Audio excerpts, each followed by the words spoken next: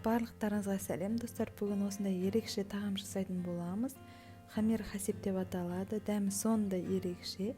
Каналымызға тіркеліп, жазылып кетуді ұмытпаңыздар. Әрдайым ерекше рецепттермен бөлісіп отыратын боламын. Қажетті заттардың мөлшері описание бөліміне жазып кетемін. Ең алдымен жаймамызды илеп аламыз. Ол үшін жылы суымызға тұзды салып араластырып, оның үстіне жұмыртқаны салып, жұмсақ жайма илеп алатын боламыз.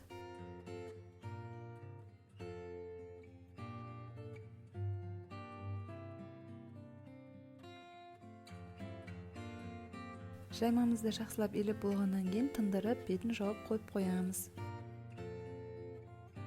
10 минуттай тынғаннан кейін қайтадан бір басып, тағы да тындырып қоятын боламыз. Сол кезде жаймамыз жұмсақ әрі тегіс болып жайылады.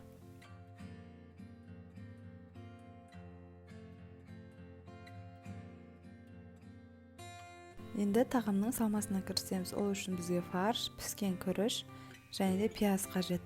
Пиязды осылай ұсақтап турап, кубик ретінде турап қосатын боламыз. Ал күрішті алдын ала пісіріп алды. Ол үшін жарты кесе күрішті тазалап жуып, үстіне 1,5 кесе сумен пісіріп алдым. Және де осы салманың үстіне дәміне қарай тұз және қара бұрыш салып, жақсылап араластырамыз.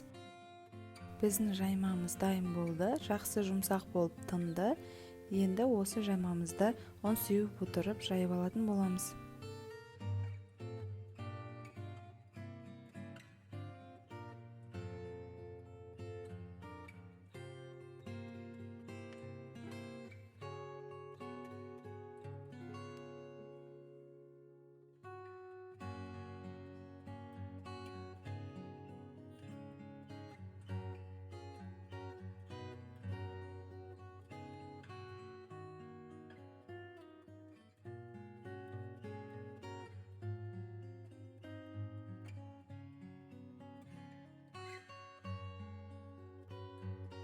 Өте жұқа қылмасаңыздар болады, себебі піскен кезде жұқарып, жыртылып кетуі мүмкін.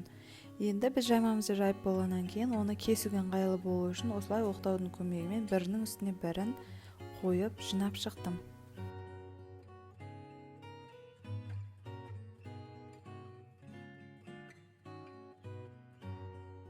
Жиналған жаймамызды 4 бұрышты етіп бірде кесіп шығамыз. Осылай кессеңіздер, жаймамыз біркелкі болып шығады, бірі үлкен, бірі кішкентай болып қалмайды.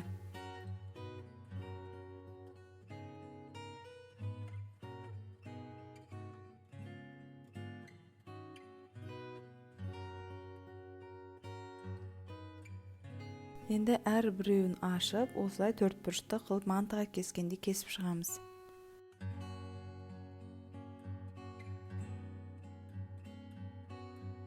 Барлық жаймамызды кесіп алғаннан кейін фаршымызды, жаңағы салмамызды саламыз.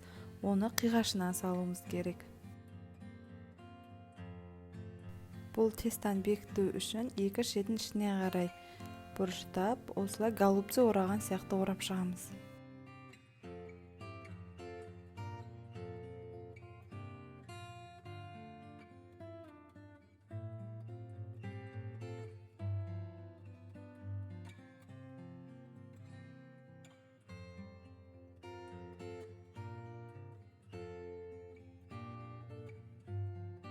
Мінекей тағы да бір асықпай көрсетейін. Бір бұрышын ішіне кіргізіп, екі жағында бекітіп жауып, бір орап шығамыз. Сол кезде бекіп шығады.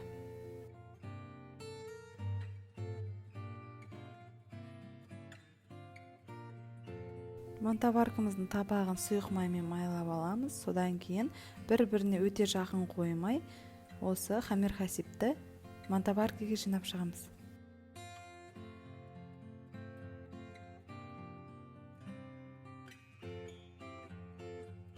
Мантаваркаға әрбір табағын салғаннан кейін үстін тағы да сұйық маймен майлап шығамыз. Мантаваркада біздің тағамымыз 40-45 минуттың ішінде пісіп шығады.